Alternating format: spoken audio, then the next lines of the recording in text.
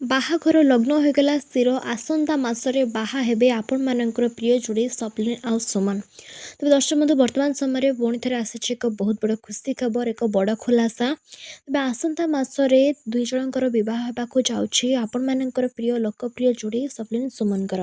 ତେବେ କ'ଣ ରହିଛି ଏ ସମ୍ପର୍କରେ ଅସଲ ତଥ୍ୟ, କ'ଣ କହିଛନ୍ତି ଆପଣମାନଙ୍କର ପ୍ରିୟ ଯୋଡ଼ି ସପଲିନ ସୁମନ ଏ ସମ୍ପର୍କରେ, ଯଦି ସବୁକିଛି ସମ୍ପର୍କରେ ଟିକେ ନେଇକରି ତଥ୍ୟ ଆପଣମାନେ ଜାଣିନାହାନ୍ତି ଆଉ ଜାଣିବାକୁ ଚାହୁଁଥାନ୍ତି, ତାହେଲେ ନିଶ୍ଚିତ ରୂପେ ଆଜିର ଭିଡ଼ିଓକୁ ଶେଷ ପର୍ଯ୍ୟନ୍ତ ଦେଖନ୍ତୁ, କାରଣ ଆଜିର ଭିଡ଼ିଓକୁ ସମ୍ପୂର୍ଣ୍ଣ ରୂପେ ଦେଖିବା ପରେ ହିଁ ସେ ସମ୍ପର୍କରେ ସବୁକିଛି ତଥ୍ୟ ଟିକେ ନେଇକରି ଜାଣିବାକୁ ପାଇଯିବେ।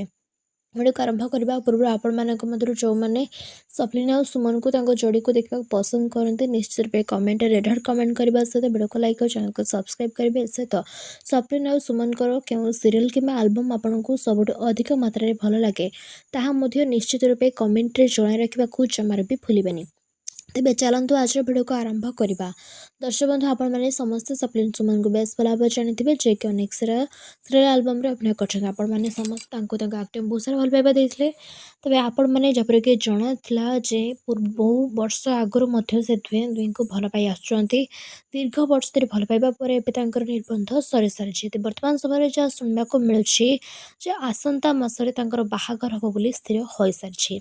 ଆସନ୍ତା ମାସରେ ସେ ଦୁହେଁ ଜନ୍ମ 7 ଜନ୍ମର ସାଥୀ ହେବାକୁ ଯାଉଛନ୍ତି। ତେବେ କିନ୍ତୁ ଅଫିସିଆଲି ସେ ଦୁହେଁ କୌଣସି ବି ଏ ସମ୍ପର୍କର ଆନାଉନ୍ସମେଣ୍ଟ କରିନାହାନ୍ତି, କିନ୍ତୁ ଯାହା ଅନୁମାନ କରାଯାଉଛି।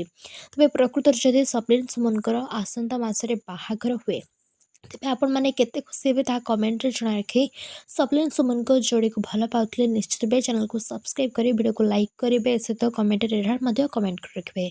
ସପଲିନ ସୁମନ ଆପଣଙ୍କୁ କେତେ ପସନ୍ଦ, ସେ ଦୁଇ ଜଣଙ୍କୁ ଆପଣମାନେ ପୁଣି ଥରେ ଆଉ ଏକ ନୂଆ ସିରିଏଲ୍ ଆଲବମ୍ରେ ଦେଖିବାକୁ ଚାହୁଁଛନ୍ତି ନା ନାହିଁ, ତା କମେଣ୍ଟରେ ଜଣାଇକି ଭିଡ଼ିଓ ଭଲ ଲାଗିଥିଲେ like share subscribe. Thanks to all.